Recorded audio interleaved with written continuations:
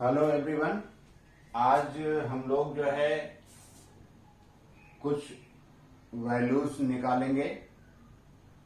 पहला कॉम्बिनेशन हम ले रहे हैं 30 डिग्री, 60 डिग्री एंड 90 डिग्री। इसको इस तरह से थोड़ा लिखा है हमने कि find all trigonometry ratios by geometry method. अगर ज्योमेट्री मेथड से हमें इनकी वैल्यूज फाइंड करनी हो तो हम किस तरीके से उसकी वैल्यूज को निकालेंगे।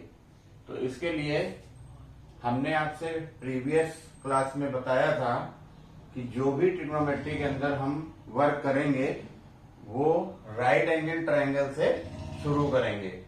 तो हम इसके अंदर एक कॉम्बिनेशन लेके चल रहे हैं 30, 60 एंड 90 डिग्री का। इसको हम शॉर्ट में ये भी लिख सकते हैं कि 30, 60 एंड 90 थ्योरम भी बोल देते हैं इन्हें ट्रायंगल के अंदर। तो किस तरीके से ये एप्लीकेबल होगा, चलिए आइए उसको देखते हैं और समझने की कोशिश करते हैं। यहां पर देखिए हमने कुछ लिख रखा है ये, उसके बाद टू प्रूव में अभी हम बाद में लिखेंगे कि हमें क्या प्रूव करना है। थोड़ा यहां से समझने की कोशिश करते हैं। तो स्टार्टिंग आपकी जो भी करनी है वो आपको राइट एंगल ट्रायंगल से करना है। तो एक राइट एंगल ट्रायंगल हम लेते हैं यहां पे।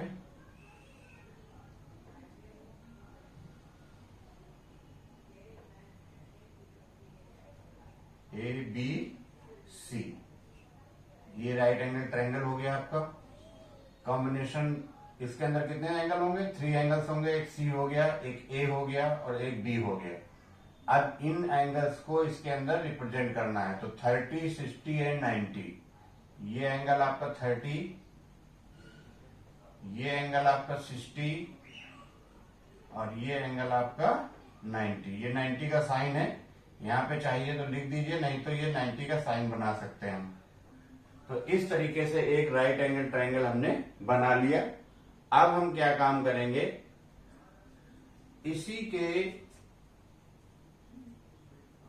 सेम एक दूसरा राइट एंगल ट्रायंगल फॉर्म करेंगे इसको ज्वाइन करते हुए। तो उसमें करना क्या होगा, जो लेंथ आपकी AB की होगी उसी के बराबर हम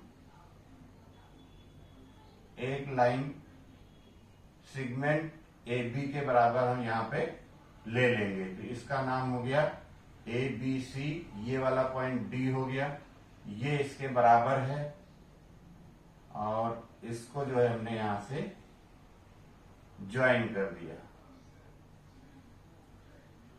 तो ज्वाइन करते ही ये स्ट्रेट लाइन होती है आपकी। स्ट्रेट लाइन का एंगल कितना होगा? 180 होगा। 180 में ये 90 आपका ऑलरेडी दे रखा है, तो ये आपका कितना बचा? 90 हो गया। ये वाला एंगल भी आपका 90 फाइंड हो गया। अब हम इन एंगल्स को देखेंगे कि ये किस तरीके के एंगल निकले और कितने निकले। इसके लिए हम कुछ काम करेंगे यहां पर, और काम हमें क्या करना है ओवरऑल आपको मैं यहां बताता हूं कि जो ट्रायंगल आपका बना है बड़ा, कौन सा? ADC। तो ADC के अंदर फिर से ध्यान से देखिए, ADC के अंदर जो ये एंगल हैं वो एंगल अगर सारे इक्वल आ जाते हैं और 60 डिग्री के आ जाते हैं तो इसका मतलब ये हो जाएगा कि ये पूरा ट्रायंगल आपका इक्विलैटरल ट्रायंगल हो जाएगा। और इक्विलैटरल ट्रायंगल बनते ही ये क्या होंगी, सारी साइड्स इसकी आपस में इक्वल हो जाएंगी। तो अब हम यहां पर देखते हैं इस काम को कैसे करें। तो इसके लिए हमें इन दोनों ट्रायंगल्स को क्या करना पड़ेगा? कॉन्ग्रुएंट प्रूव करना पड़ेगा। तो इन दोनों ट्रायंगल्स को कॉन्ग्रुएंट प्रूव करने के लिए हम दोनों को सेपरेट कर देते हैं। यहां पे इस तरीके से बना देते हैं कुछ।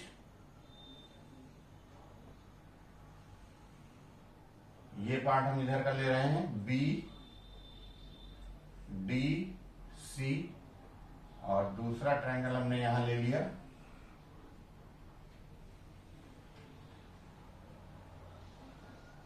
BA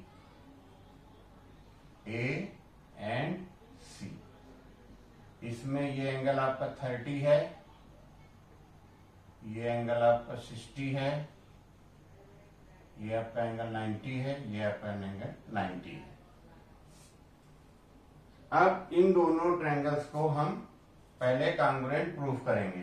तो कांग्रुएंट के लिए आप यहां पर देखिए, ये जो लाइन आपकी जा रही है, लाइन सेगमेंट कह लीजिए या पार्ट कह लीजिए इस ट्रायंगल का बीसी, तो बीसी क्या है, दोनों ट्रायंगल के लिए कॉमन है। देखिए यहां भी बीसी वही है, यहां भी बीसी वही है, तो हम यहां पे लिख सकते हैं बीसी इक्वल टू बीसी और यहां पर कॉमन,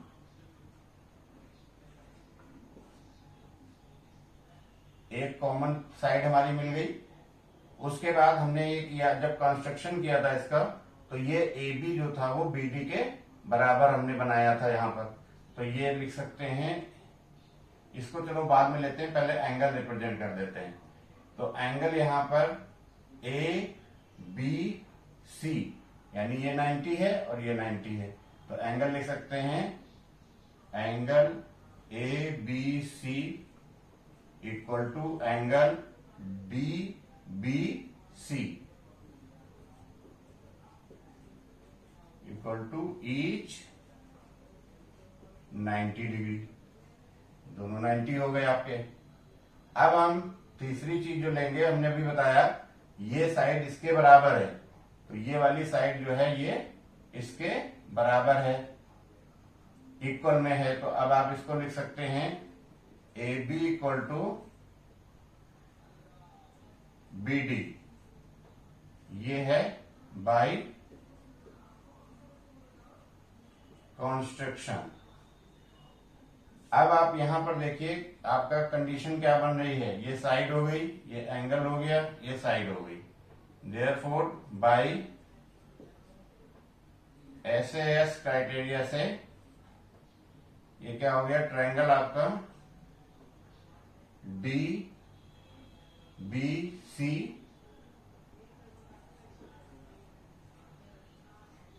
कांग्रुएंट हो गया ट्रायंगल ए बी सी। ये जब दोनों ट्रायंगल आपके कांग्रुएंट हो गए, तो हम इसको बाय सीपीसीटी से आपको पहले से पता होगा इस चीज का, एंगल इनके आपस में इक्वल लिख सकते हैं। तो कहने का मतलब यह है कि आपका angle, therefore angle B D C equal to हो जाएगा बी ए सी, और बी ए सी कितना है आपका 60 है, तो इसको हम 60 डिग्री लिख सकते हैं। इट मीन्स बीडीसी आपका कितना आ गया, 60 आ गया, therefore angle BDC equal to 60 degree. ये आपका एंगल कितना निकल गया, 60 डिग्री निकल गया। यहां पे भी आप 60 डिग्री लिख दीजिए। अब आपके पास ये वाला एंगल बचा है भी, ये एंगल कितना हुआ, तो अब सिंपल सी बात है, आप कैलकुलेशन करके ऐसे ही इजीली निकाल सकते हो। ये 90 हो गया, ये 60 हो गया, और ये कितना बच जाएगा, 90 और 60 150 आ गया। टोटल तीनों का सम कितना होता है, 180 होता है, तो 180 में 150 माइनस हो गया, तो ये 30 का आ गया एंगल, ये आपका 30 डिग्री हो गया। इसी तरह से हम आप यहां पर इसको 30 लिख सकते हैं, नहीं तो सीपीसीटी से इसको हम लिख सकते हैं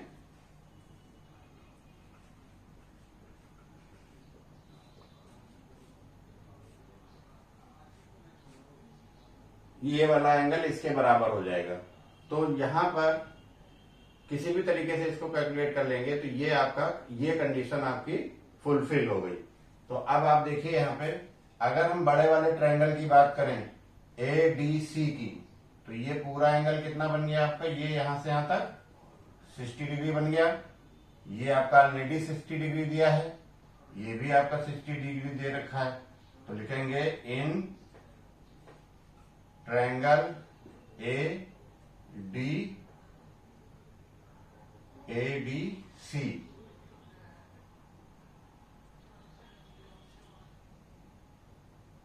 angle A equal to angle D equal to angle C equal to 60 degree, और ये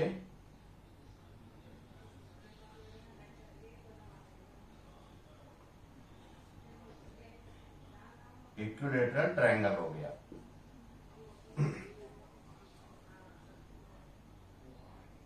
ये जब इक्विलेटरल ट्रायंगल आपका बन गया, अब आप किसी की भी वैल्यू फाइंड कर सकते हैं इसमें। तो हमें वैल्यू जैसे निकालनी है या एक रिलेशन निकाल लेते हैं, इसमें और इसमें क्या रिलेशन बनेगा तो वो भी फाइंड हो जाएगा। किसी भी मतलब साइड में आप रिलेशन निकाल सकते हैं। राइट एंगल ट्रायंगल के अंदर 3 चीजें होती हैं, आपको पता था, मैंने बताया था। PBP अपॉन HHB, पहला वाला रेशियो, दूसरा रेशियो एंड थर्ड तीसरा रेशियो। साइन कॉस टेन और रिवर्स कर देंगे तो कोसेक सेक कॉट। इस तरह से इसकी वैल्यूज निकल जाएंगी। अब सपोज करिए कि हमें इसके अंदर प्रूफ करना है या हमें फाइंड करना है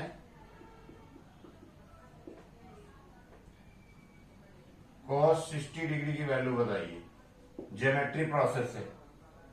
तो cos 60 की वैल्यू निकालनी है। अब cos 60 में अगर हम किसी भी पार्ट को ले लें, जैसे इसको ले लें या इस वाले ट्रायंगल को ले लें, तो यहां पे देखेंगे तो इसके लिए थोड़ा हम इसके अंदर कैलकुलेशन कर लेते हैं। कैलकुलेशन किस तरह से करेंगे, इसकी हमने पूरी साइड क्या होंगी आपस में, ये सारी तीनों इक्वल हो जाएंगी। ये वाली साइड यहां से यहां तक, ये साइड यहां से यहां तक, और ये वाली साइड आपकी यहां से यहां तक। अब हम अगर इसको एज्यूम कर लेते हैं, let AD equal to, AD पूरी complete side, DC equal to CA equal to X। अगर इसको हम X मान लेते हैं तो ये X हो गई, ये आपकी X हो गई, ये भी पूरी X हो गई। अब ये इसका क्या बन गया, सेंटर पॉइंट बन गया। तो ये वाली कितनी डिस्टेंस हो गई, x/2, ये वाली कितनी हो गई, x/2। अब हम इसको थोड़ा यहां पे कैलकुलेट करते हैं। सेम चीज ही आ गई है, किसी भी ट्रायंगल के अंदर इसको हम कर सकते हैं। तो यहां पे देखिए आप, ये 90 हो गया। 90 के सामने साइड आपकी अगर एक ट्रायंगल की बात करें तो ये आपका x हो गया, और ये आपकी साइड अभी बची हुई है, ये वाली साइड आपकी x/2 हो गई, यहां से यहां तक। अब हमें क्या फाइंड करना है इसके अंदर, BC, एक साइड बची हुई है, इसकी वैल्यू फाइंड करनी है BC की। तो हम सिंपल क्या करेंगे, पाइथागोरस थ्योरम यूज कर लेंगे। तो इस डायग्राम के अकॉर्डिंग यहां पे देखेंगे, अकॉर्डिंग टू पाइथागोरस थ्योरम। तो थ्योरम क्या कहती है हमारी, 90 के सामने की साइड यानी DC square equal to DB square और प्लस BC स्क्वायर। यही तो हमारा स्टेटमेंट है इसका, पाइथागोरस का। यानी 90 के सामने हाइपोटेनियस, हाइपोटेनियस का स्क्वायर इक्वल टू दोनों जो बची हुई साइड है उनके स्क्वायर का सम टोटल के बराबर होता है। अब आप वैल्यू डाल लीजिए इसको। यहां पे जब हम वैल्यू डालेंगे तो ये वैल्यू कितनी आ जाएगी, DC आपकी देखिए यहाँ पे x है, ये x हो गया, x का स्क्वायर इक्वल टू DB आपका कितना हो गया, x/2, ये x/2 का होल स्क्वायर, और प्लस BC फाइंड करना है। BC स्क्वायर को एज इट इज लिख लेंगे। अब इसको थोड़ा कैलकुलेट कर लें, x square equal to x square upon 4 हो जाएगा, x का स्क्वायर x स्क्वायर, 2 का 4 प्लस BC स्क्वायर। तो यहाँ पे BC स्क्वायर इक्वल टू कितना आ जाएगा, ये टर्म आपका पॉजिटिव है, इधर आके क्या होगा, निगेटिव हो जाएगा।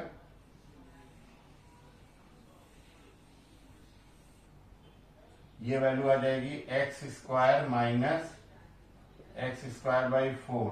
ये BC स्क्वायर की वैल्यू निकल गई। या इसको लिख लेते हैं BC स्क्वायर इक्वल टू, इसको इधर कर लिया, इसको उधर कर लीजिए, शिफ्ट कर लीजिए, x square minus x square by 4। इसके नीचे फ्रैक्शन नहीं है, अपॉन 1 कर लीजिए। तो BC स्क्वायर इक्वल टू आ गया 4 एलसीएम, 1 से डिवाइड करेंगे 4 आएगा, 4 का ऊपर मल्टीप्लाई हो गया 4x स्क्वायर माइनस ये 4 से 4 कैंसिल, 1 आया, 1 का मल्टीप्लाई हुआ तो एक्स स्क्वायर आ गया। तो B C square equal to 4x square से एक एक्स स्क्वायर निकल गया, आपको बचेगा ये 3x स्क्वायर अपॉन 4, या हम यहां पे लिख सकते हैं बी सी इक्वल टू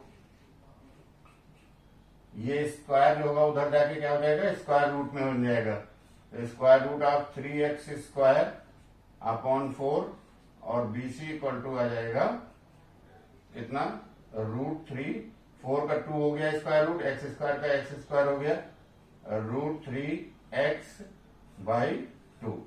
ये बीसी की वैल्यू आपकी फाइंड हो जाएगी और √3/2x आ जाएगा। तो बीसी की वैल्यू हम यहां पे डाल देंगे √3, ये बाहर है, x बाहर है, अपॉन 2, ये वैल्यू आपकी यहां से निकल गई। अब आपकी तीनों वैल्यूज इसके अंदर आ चुकी हैं। चलिए अभी इसको रब करते हैं, फिर आगे इसको कैलकुलेशन करते हैं।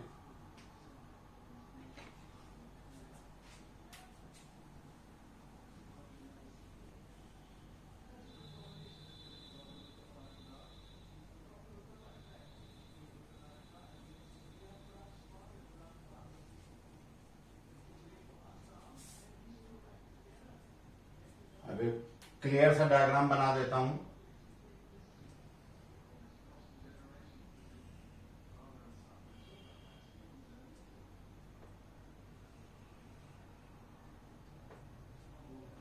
यहीं से सारे वैल्यूज पुट कर देते हैं, बी डी सी, ये 90 हो गया आपका, ये √3/2x हो गया, ये x/2 हो गया, ये x हो गया। ये तीनों वैल्यूज आपकी साइड्स की ट्रायंगल की फाइंड हो गई। अब आपको यहां देखना है कि इसमें 60 की कहां लिखा हुआ, ये है आपका 30, ये है, तो 60 डिग्री यहां पे लिख देंगे और आप 30 डिग्री यहां पे लिख देंगे। अब हमारा क्वेश्चन क्या था, हमें फाइंड करना था cos 60 डिग्री की वैल्यू, या किसी की भी वैल्यू निकाल सकते हैं, cos 60, tan 60, किसी भी ट्रिग्नोमेट्रिकल की हम वैल्यू फाइंड कर सकते हैं। तो अभी मैं 60 की बताता हूं, इसके बाद नेक्स्ट 30 की बताता हूं। तो यहां पर देखिए हमने शॉर्ट में बताया था PBP अपॉन HHB। तो ये पहला वाला क्या है, रेशियो आपका साइन का, और दूसरा वाला आपका है ये कॉस का, और तीसरा वाला आपका है टेन का।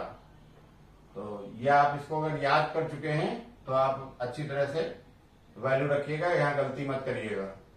तो cos 60 degree and it mean theta आपका 60 है यहां पर। तो हम इसको जब निकालेंगे तो किस तरीके से इसको सॉल्व करेंगे, cos 60 डिग्री इक्वल टू, अब cos की वैल्यू क्या होती है, बेस अपॉन हाइपोटेनियस। यहां पे आइए, ये 90 हो गया, ये आपका हाइपोटेनियस बन गया। 90 के सामने हमेशा हाइपोटेनियस। जो एंगल लेंगे, जैसे यहां 60 एंगल ले रहे हैं, 60 की वैल्यू निकालनी तो 60 एंगल लेना पड़ेगा। तो जो एंगल हम लेंगे उसके सामने की साइड क्या होगी, परपेंडिकुलर हो जाएगी, और जो बची है वो क्या हो जाएगी, बेस हो जाएगी। तो ये बेस हो गई, ये परपेंडिकुलर हो गई, ये हाइपोटेनियस हो गई। अब आप वैल्यू जिसकी जो डाल रिक्वायर्ड हो वो डाल देंगे यहाँ पे। तो cos 60 डिग्री इक्वल टू क्या आ गया, बेस अपॉन हाइपोटेनियस। तो देखिए हाइपोटेनियस की वैल्यू कितनी है, x, और बेस की x/2। तो यहाँ पे x/2 और नीचे हाइपोटेनियस की वैल्यू x आ गई। अब आप एक कैलकुलेशन यहाँ पर सीख लीजिए, जैसे फ्रैक्शन को फ्रैक्शन में डिवाइड करना हो तो किस तरह से वैल्यू निकालते हैं। मान लो a/b अपॉन c/d, यानी ये भी एक फ्रैक्शन है, ये भी एक फ्रैक्शन है, उसका फ्रैक्शन। तो वैल्यू क्या करेंगे हम इसमें, जो सबसे नीचे होगा वो सबसे ऊपर आ जाएगा मल्टीप्लाई में। तो a into D upon c into B, ये इसके साथ आ जाएगा और ये नीचे वाला टर्म ऊपर आ जाएगा यहां पर। तो ये सिंप्लीफिकेशन के लिए रूल लगाते हैं। तो ये तो दोनों में अगर फ्रैक्शन है और अगर ये कंडीशन बने कि ऊपर ए की वैल्यू लिखी हो और नीचे इस तरह से लिखा हो, यानी ऊपर फ्रैक्शन नहीं है उसका होल अपॉन बी अपॉन सी, तो यहां पर हम फ्रैक्शन बना लेंगे अपॉन 1 करके, जहां नहीं होगा वहां पर डिवाइड करके 1 बना लेना है। तो अब फिर से यही रूल लगा दीजिए, तो ए के साथ सी आ जाएगा और नीचे 1 इंटू बी आ जाएगा। तो इस तरह से फिर जो कैंसिल हो तो उसको कैंसिल कर लेना। और तीसरी सिचुएशन इसकी क्या बनेगी कि ऊपर तो फ्रैक्शन हो और नीचे बिना फ्रैक्शन का हो, तो ए बी सी आ गया। अब यहां जो है क्या है कि नहीं है फ्रैक्शन तो अपॉन 1 कर लेंगे, फिर इसी तरह से इसको कैलकुलेट करेंगे तो 1 की मल्टीप्लाई ऊपर हो जाएगी, तो ए इंटू 1 अपॉन बी इंटू सी, बी इसके साथ सी के साथ आ जाएगा। तो ये कंडीशन आपको थोड़ा सा ध्यान रखनी है कैलकुलेशन में। तो अब वही चीज हम यहां लगाएंगे, तो देखिए ऊपर क्या है फ्रैक्शन है, होल अपॉन, नीचे नहीं है तो जो नहीं है उसमें अपॉन 1 कर लेंगे। अब ये वाला केस बन गया आपका, इसमें क्या था 1 का ऊपर मल्टीप्लाई, इस 1 को x के साथ मल्टीप्लाई कराइए तो x इंटू 1 आ गया अपॉन ये वाला 2 इसके साथ आ जाएगा 2 इंटू एक्स, जिसके बीच कोई साइन नहीं मल्टीप्लाई होगा, ये वाला x कैंसिल हो गया, क्या निकल गया आपका 1/2 निकल गया। तो ये आपका cos 60 की वैल्यू आ गई। कितनी होती है आप टेबल से भी कल मैंने बताई थी उसमें चेक कर लीजिए, cos 60 1/2 होता है। इसके बाद जैसे सपोज करो tan 60 पूछ दे, किसी का भी पूछ सकता है, तो tan 60 डिग्री का क्या हो जाएगा बताइए। तो यहां देख लीजिए tan का आ गया परपेंडिकुलर अपॉन बेस, तो परपेंडिकुलर अपॉन बेस लगा दीजिए, परपेंडिकुलर कितना आ गया, अब वही 60 है, अभी 60 है, इसको चेंज नहीं किया हमने, तो यहां पे आ जाएगा परपेंडिकुलर कितना √3/2 x आ जाएगा, और अपॉन बेस कितना हो गया x अपॉन 2 हो गया। अब ये अपॉन के अपॉन में तो ये 2 ऊपर आएगा, इसी तरह कैलकुलेशन करेंगे इसकी वैल्यू को, तो ये 2 इसका कैंसिल हो जाएगा और ये x भी इसका कैंसिल हो जाएगा, तो वैल्यू कितनी आ गई इसकी √3 आ गई।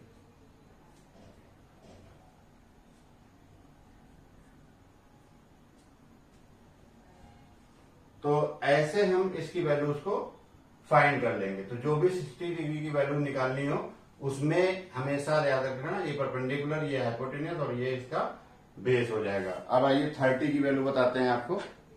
30 के लिए क्या करना होगा, उसकी सिचुएशन चेंज हो जाएगी।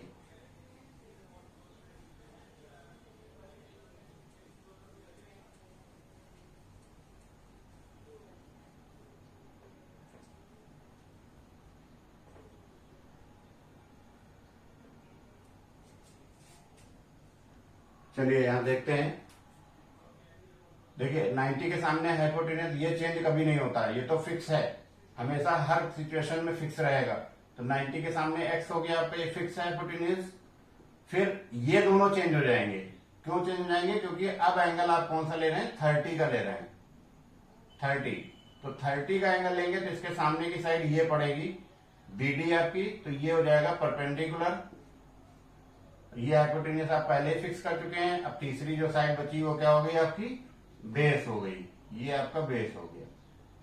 अब हमें इसमें फाइंड करना है कॉस,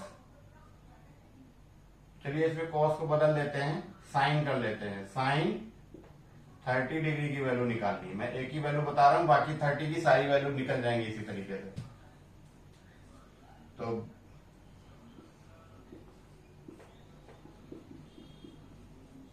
अब आप देखिए यहां पर 30 है तो ये वाला एंगल कंसीडर होगा, और इसके सामने अब आ जाएगा यहां पे इसके सोल्यूशन में साइन 30 डिग्री इक्वल टू क्या हो जाएगा परपेंडिकुलर अपॉन हाइपोटेन्यूस। तो परपेंडिकुलर कितना हो गया इसका x अपॉन 2 अपॉन हाइपोटेन्यूस इसका x हो गया। यहां पर फ्रैक्शन ही अपॉन 1 कर लीजिए, और इस 1 का मल्टीप्लाई इसके साथ और इस 2 का मल्टीप्लाई इसके साथ, तो x into 1 upon 2 into x, ये x कैंसिल हो गया 1/2 आ गया। तो साइन 30 की वैल्यू कितनी आ गई 1/2, ये आपका साइन 30 डिग्री। अब जितनी भी आपकी ट्रिग्नोमेट्रिकल रेशियोज हैं 6, उन सब की वैल्यूज आप इसी तरीके से फाइंड करेंगे। तो ओवरऑल आपको समझ में आ गया होगा कि हम सारी सिचुएशन स्टार्टिंग कहां से करेंगे, राइट एंगल ट्रायंगल से करेंगे।